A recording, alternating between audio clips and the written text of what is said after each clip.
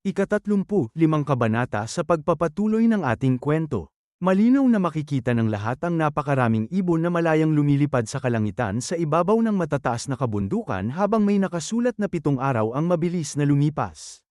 Sa kilalang Dongjong Lake na mismong matatagpuan sa hilagang bahagi ng Hubei Province ay hindi ito gaanong kalayo kapag sumakay ka ng bangka mula sa Wuchang kung saan matatagpuan ang sikat na Water Dragon Academy.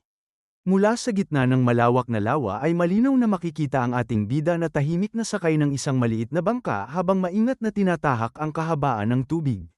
Sinabi pa niya sa kanyang sarili na talagang pinahirapan at ginipit nila ako ng husto. 7 mahalagang araw ang nawala at nasayang sa akin nang dahil lamang sa kanilang ginawa.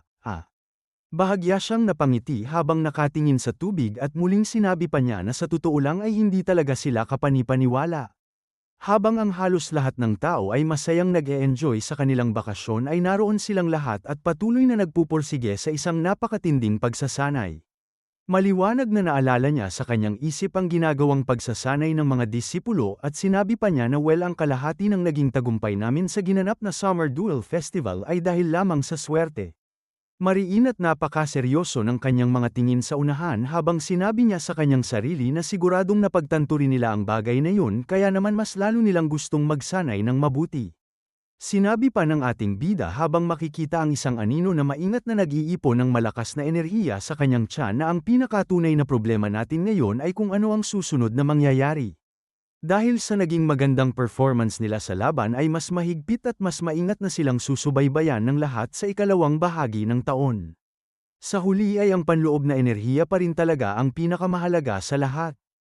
Sinabi pa muli ng ating bida habang naiisip ang mga pambihirang pills na ito na minadali ko ang paggawa sa mga ito at ginawa ko na lamang silang isang tableta upang madaling inumin ngunit kailangan pa rin natin makita kung talagang gagana ito ng maayos. Makikita ang dahan-daang pagtigil niya sa pagsasagwan sa bangka habang ang mga ibon ay patuloy na lumilipad sa maaliwalas na kalangitan. Sinabi pa niya sa kanyang sariling isip na sa anumang kaso ay siguradong nakarating na rin sa Alliance ang mga balita tungkol sa akin. Kaya nga ayaw na ayaw kong makialam sa mga ganitong bagay pero palaging may mga nakakainis at nakagugulong bagay na nangyayari sa paligid. Maliwanag na makikita mula sa malayo ang isang magandang isla na may opisyal na pangalang Changran Island. Mula sa loob ng isang tahimik na bahay ay may isang matandang boses na nagsalita na mas mabilis kang nakarating dito kaysa sa aking inaasahan. Mabilis at buong galang na tumugon ng ating bida na Opo Master, Kara, rating ko lamang po rito. Muling nagtanong at nagsalita ang kanyang master habang nakatingin na kasalukuyan ng natutulog si Rana sa kanyang kwarto. Gumalang ng buong paggalang ang ating bida at sinabi niya na opo medyo gabi na rin kasi nang ako ay makarating. Muling sinabi at napansin ng kanyang master na nararamdaman at naamoy ko pa rin ang bakas ng dugo sa iyong buong katawan. Dahan-daang ibinaba ng ating bida ang kanyang kamay ng napakatahimik at walang kaimik-imik. Maingat na hinawakan siya ng kanyang master sa balikat at sinabi na gayunpaman ay mas mahina at mas manipis na ito kumpara noong 7 taon na ang nakalipas. Masayang-masaya namang tumugon ang ating bida sa kanya na talagang ganoon po ba ang nangyari? Sumagot ang kanyang matalinong master na matagal-tagal na rin naman kasi mula nang tuluyang matapos ang matinding digmaan. Seryosong sinabi pa muli ng kanyang master habang nakatitig sa kanya na pero mas mabilis itong nawala at nabawasan kaysa sa aking inaasahan. Akala ko ay mas magtatagal pa ang amoy na yun sa'yo. Ito ang kilalang Hamubex master na si Wei Ji. Hawak-hawak pa rin siya ng kanyang master sa kanyang balikat habang sinabi nito sa kanya na mayroon bang masamang nangyari sa iyong paglalakbay? Tumugon ng tapat ang ating bida na opo may ilang bagay na nangyari sa akin. Kahit na hindi ko pa rin talaga alam kung mabuti ba yon o masama para sa akin. Napatingin sa malayo ang kanyang master at seryosong sinabi niya na batay sa kasalukuyang kalagayan at aura mo ngayon ay masasabi kong mabuti ang naging dulot niyon sa iyo. Nagtataka naman ang ating bida habang tahimik na nakatingin lamang sa kanyang matandang master. Seryosong napatingin ang ating bida at nagtanong na po, ano po ba ang eksaktong ibig ninyong sabihin sa akin? Napasabi naman ang kanyang master sa kanyang sariling isip na ano kaya ang bagay na yon. Ang mga tingin sa kanyang mga mata ngayon ay parang sigurado na siya sa isang mahalagang bagay. At pagkatapos nyon ay sinabi ng kanyang master habang nakatalikod na magpahinga ka na muna sa ngayon. Siguradong pagod na pagod ka mula sa iyong mahabang biyahe. Bukas na lamang natin pakinggan at marinig ang buong kwento kasama ang iyong kapatid na si Rana. Mabilis na tumugon ang ating bida na Opo Master. Tahimik at may pag-iisip naman na nakatingin ang ating bida sa likod ng kanyang master. Mabilis na lumipas ang oras at opisyal nang sumapit ang maaliwalas na kinaumagahan. Dahan-dahan at maingat na bumukas ang pinto ng bahay. Pagkalabas ng ating bida ay labis siyang nagulat nang biglang marinig ang isang napakalakas na boses na sumisigaw ng brother. Nang marinig niya ang familiar na boses na yun ay napalaki ng husto ang mga mata ng ating bida at napasabi na Rana. Mabilis at buong pagmamahal na yamakap sa kanya si Rana habang masayang-masaya na sinabi niya na dumating ka talaga brother. Matagal kitang hinintay at araw-araw kung binilang ang mga panahon hanggang sa muli mong pagdating dito. Habang mahigpit na nakayakap sa kanya ang kanyang nakababatang kapatid ay sinabi niya na oo at patawad dahil sobrang late na akong nakarating dito sa inyo. Maluha-luha at emosyonal na sinabi naman ni Rana sa kanya na sobrang miss na kita brother. Napalaki ang mga mata ng ating bida habang tahimik at may awa na nakatingin sa kanyang kapatid. Maliwanag na makikita ang kanyang master na tahimik lamang na nakatayo hawak ang kanyang patpat habang nakapikit ang mga mata. At pagkatapos nyon ay masayang napangiti ang kanyang master habang nakikita ang napakagandang muling pagkikita ng magkapatid.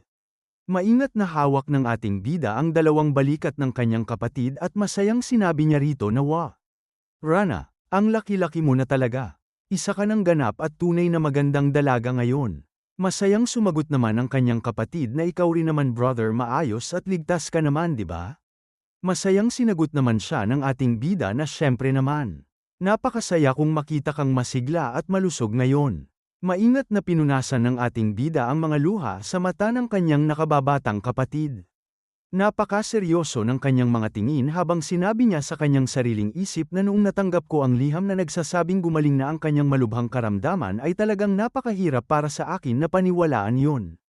Dagdag pa niya sa kanyang sarili na pero ngayong nakikita ko na siya mismo sa aking harapan ay sa wakas ay gamaan na ng tuluyan ang pakiramdam ko.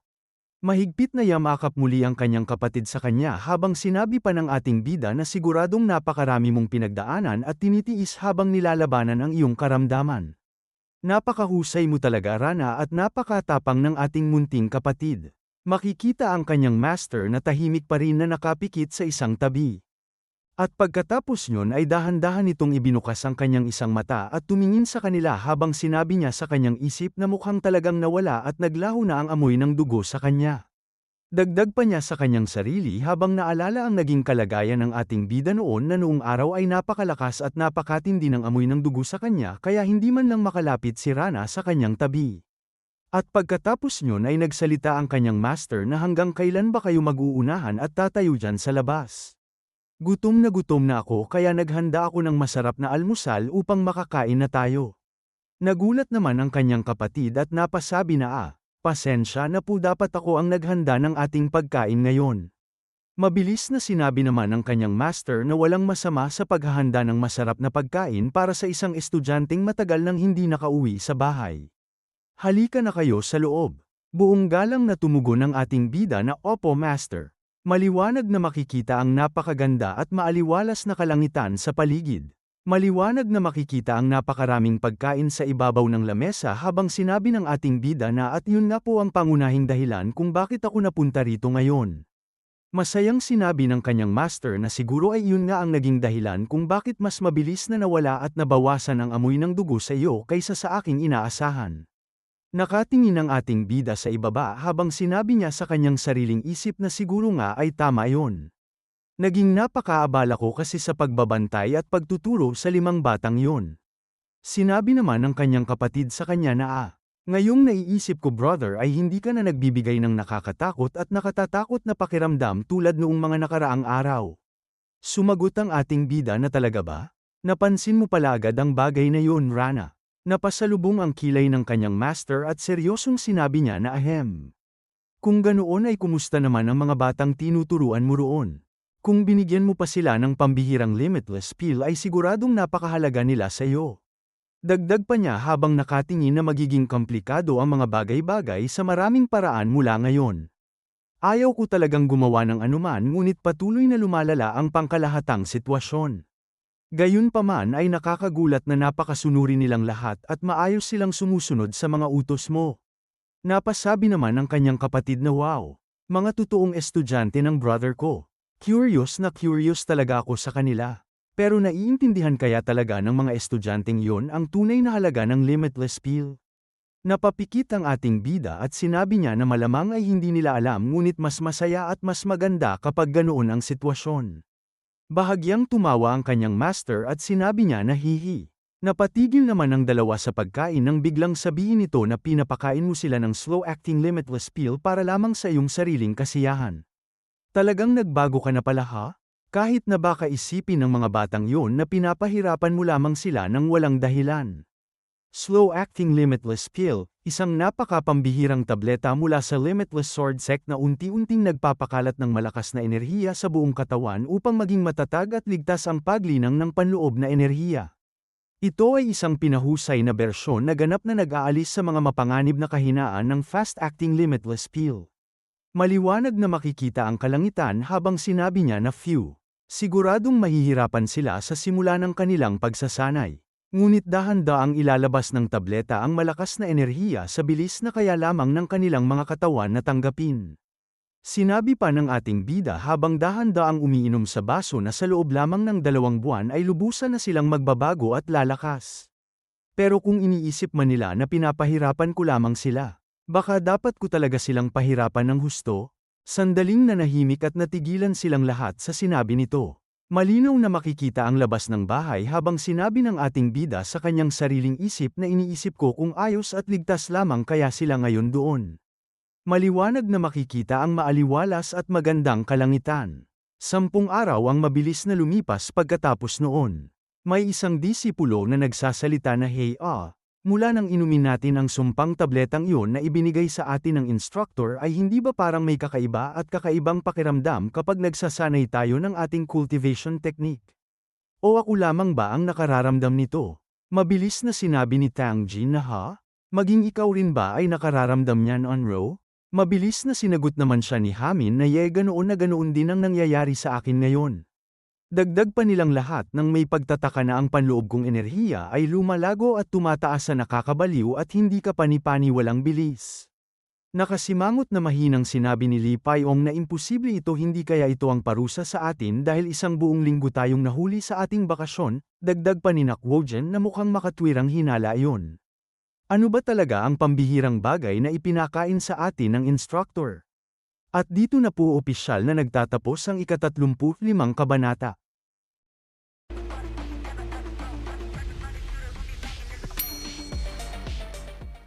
Ika-36 na kabanata sa pagpapatuloy ng ating kwento. Maliwanag na makikita ng lahat ang mga ibon sa kalangitan na malayang lumilipad habang malambing na nagtatanong ang ating bida na kumusta naman ang pakiramdam mo ngayong ganap na malusog ka na.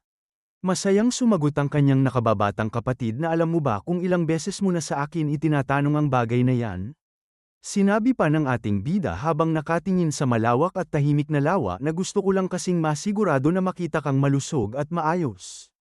3 taon na ang nakalipas mula nang tuluyan kang gumaling mula sa iyong sakit at pasensya ka na kung ngayon lang ako nakadalaw rito sa iyo. Sinabi naman sa kanya ng kanyang kapatid habang nakangiti na yan din. Malapit ko nang kabisaduhin ang lahat ng mga sinasabi mong iyan sa akin. Nagtatakang tumugon ng ating bida na sinabi ko ba talaga ang bagay na yon. Muling nagsalita ang kanyang kapatid habang nakatitig sa kanya na pero ngayon ay pakiramdam ko na bumalik na talaga ang dati kong brother. Iyong brother na kilala ko noon na hindi nakakatakot at napakamabait. Napatingin ang ating bida sa kanya habang dahan-daang napangiti ng may kagalakan.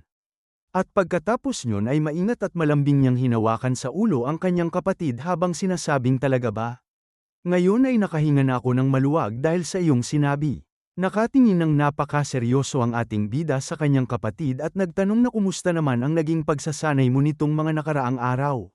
Mabilis at masayang sumagot ang kanyang kapatid na mabuti naman at talagang napakasaya ng aking ginagawa. Masayang-masaya pa na idinagdag ng kanyang kapatid na sa totoo lang ay gusto ko nang subukang makisama at makipagkaibigan sa ibang mga tao sa labas. Mariin at tahimik na tumingin ang ating bida sa kanyang kapatid matapos marinig ang kagustuhan nito. Sinabi pa ng ating bida sa kanyang sariling isip na oo nga pala matagal na siyang namumuhay at nakakulong rito sa lugar na ito. At ipinaliliwanag pa sa kwento na ang kapuluan sa Dongjong Lake na dinala sa amin ng aming master ay ang lugar kung saan lumaki si Rana mula nang manumbalik ang kanyang mga nakalimutang alaala. Matapos akong umalis at maglakbay ay silang dalawa na lamang ni master ang naiiwan dito. Nagkatinginan silang magkapatid habang sinabi pa niya sa kanyang sariling isip na 17 mahabang taon kaming nanirahan sa desyertong islang ito. Oo nga naman. Napaka-natural lamang na gusto na niyang makalabas at malaman ang totoong mundo sa labas. Maingat na hinawakan ng ating bida ang balikat ng kanyang kapatid at sinabi niya na pag-isipan muna natin ito ng mabuti at maayos. Nagtataka ngunit masayang sumagot ang kanyang kapatid na talaga ba? Tunay ba ang sinasabi mo, brother? Bahagyang napangiti naman ang ating bida nang makita ang reaksyon nito. Labis na natuwa ang kanyang kapatid at napakuyom pa ang dalawang kamao sa matinding kagalakan. Naitanong pa ng ating bida sa kanya na ganoon ka ba kasaya dahil lamang sa aking sinabi? Mabilis at buong sigla na sumagot ito na opo naman syempre. Nakapikit ang mga mata na sinabi ng kanyang master na ang maliit na lugar na ito lamang ang naging buong mundo ng batang yun sa mahabang panahon. Siguradong nakaramdam siya ng matinding pagkasakal at pagkabagot dito. Bahagyang napangiti ang kanyang matalinong master habang nakikinig sa kanila. At naisip din ito sa kanyang sarili na ang magkapatid na batang naulila at nasangkot sa matinding digmaan ng Jianghu ay ganito na pala kalaki at katatag ngayon. Maliwanag na naalala ng master ang sinabi noon ng ating bida habang umiiyak na Ran. Pakiusap magpakatatag ka at manatili kang buhay. Dahan-daang nagsimulang maglakad ang kanyang master patungo sa isang tabi. At pagkatapos nyon ay napatingin ito paitaas sa maaliwalas na langit. Sinabi pa ng kanyang master na oras na rin siguro para linisin at ayusin ang buong lugar na ito. Isang buwan ang mabilis na lumipas pagkatapos ng kaganapang yun. Maliwanag na makikita ang labas ng bahay ng kanyang master sa gitna ng katahimikan ng hating gabi. Nagtatanong na sinabi ng kanyang master na kung ganoon ay nakapagdesisyon ka na ba ng buo? Ano ba ang balak mong gawin ngayon? Sumagot ang ating bida habang dahan-daang binubunot ang kanyang espada na yun pa rin po. Hindi talaga yun isang madaling bagay na desisyunan para sa akin.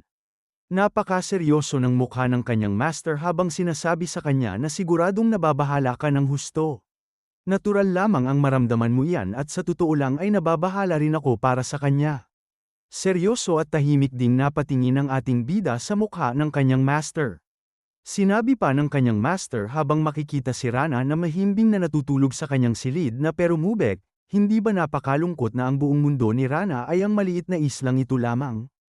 Ngayong ganap na siyang gumaling ay siguradong mas lalo niyang mararamdaman ang matinding pagkakasakal. Makikita ang mataas na bubong habang sumagot siya na alam ko rin naman po ang bagay na yun pero ang gusto niya kasing puntahan ay, agad na tumugon ang kanyang master na oo narinig ko rin ang tungkol doon. Gusto niyang pumasok at magsanay sa Giryong clan. Dagdag pa ng master habang naaalala ang mga nangyari na mukhang nakabuo siya ng isang uri ng magandang pantasya matapos niyang marinig ang napakaraming kwento mo. Lalo na tungkol sa paraan ng magandang pakikisama ng mga trainees sa isa't isa roon. Seryosong sinabi pa ng ating bida na oo alam ko rin naman yon, pero hindi ko pa rin talaga maintindihan kung bakit ipinipilit niyang pumunta sa Mangryang unit. Gaya ng napakaalam ni master ang lugar na yon ay napakamapanganib. Tahimik lamang na nakatingin sa kanya ang kanyang matandang master. Sinabi pa muli ng ating bida na oo hindi ba't yun ang grupong sinadyang likhain upang gawin lamang na mga pambala sa kanyan para sa Zhongqian Alliance. Sumagot ang kanyang master na kaya ka pala labis na nag-aalala sa kanya ngayon. Tumugon ang ating bida nang may matinding emosyon na tama po. Hindi ko kailanman may ipapadala ang aking napakamahal na si Rana sa ganoong klaseng mapanganib na impyerno. Mariing napapikit ang mga mata ng ating bida sa matinding pag-aalala. At sinabi sa kanya ng kanyang master na alam kong mabuti kung anong klaseng lugar ang Mangryang unit pero kung ikaw ang kasama niya. Wala ba talagang ibang paraan? Gusto ko kasing matupad ang lahat ng nais ni Rana anuman ang mangyari. Dahan-daang ibinalik ng ating bida ang kanyang espada sa kaluban nito.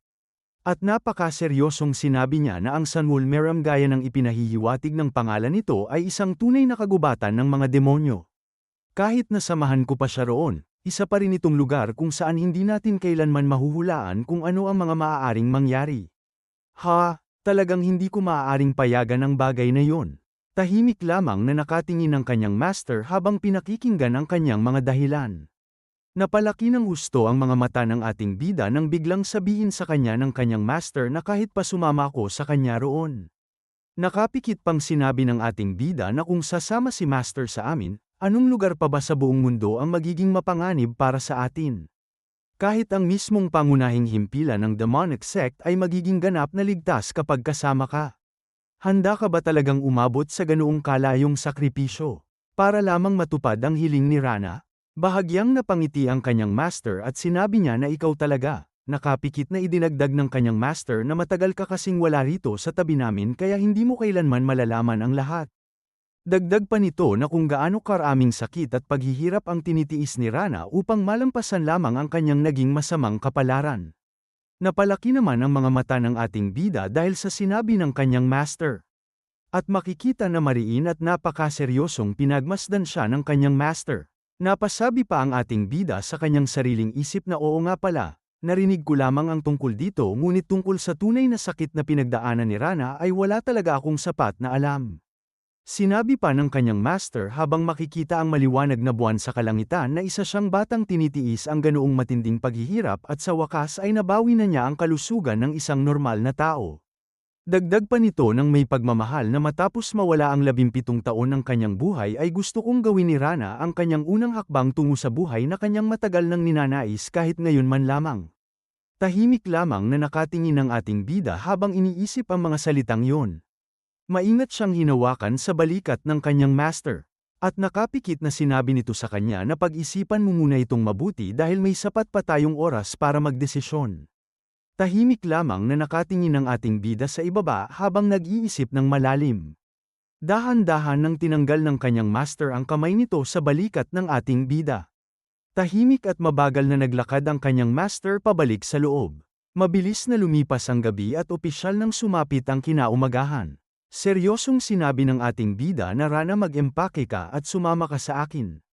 Nagtatakang tumugon sa kanya si Rana na ano, saan naman tayo pupunta brother? Masayang nakangiti naman ang ating bida at sinabi na patungo sa Gyeongtung clan kung saan ako kasalukuyang nakatira.